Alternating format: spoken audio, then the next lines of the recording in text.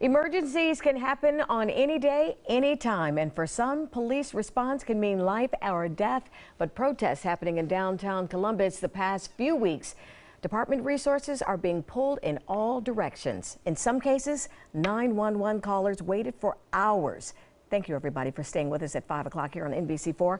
I'm Darlene Hill. And I'm Brad Johansson. Police say that they are doing their best with the manpower that they have available. NBC4's Ted Hart live downtown with a closer look at some of the numbers. Ted? Well, and Brad, there's a finite number of officers to go around, and with so many of them called downtown to help with the protest, it has had an impact on response times in other parts of the city.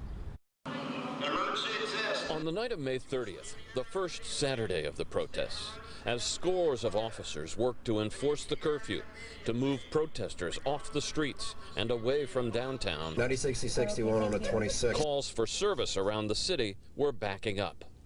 For a reported burglary in progress, the response time was 1 hour and 51 minutes. For a call of domestic violence, the response took 5 hours and 21 minutes. And a call about a fight was pending for 1 hour and 47 minutes. Those are going to be outliers, but that actually has happened. And when that does happen, we're doing everything. What you don't see behind the scenes is that our staff, our call takers, our dispatchers, our supervisors in the Communications Bureau are doing everything they possibly can to get the first car that's cleared up. NBC4 reviewed police data for calls for service over the past several weeks. Police confirmed that at peak protest times, as many as 100 calls for service were pending in the queue. Dispatchers prioritize calls with reports of weapons, injuries, and immediate threats of violence taking top priority. Some of those calls, though, require a minimum 2-officer response. And when so many officers are deployed downtown, any other calls have to wait. It's going to, at times, be hours before we can get there because our officers are doing things that we have never done for such a long time, and that is to be downtown.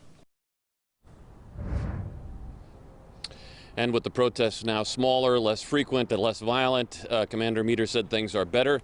He did say, though, that especially this week ahead with complaints about fireworks and shots fired in the neighborhoods, that could cause backlogs on calls for service as well. Local for you and live downtown, Ted Hart, NBC4.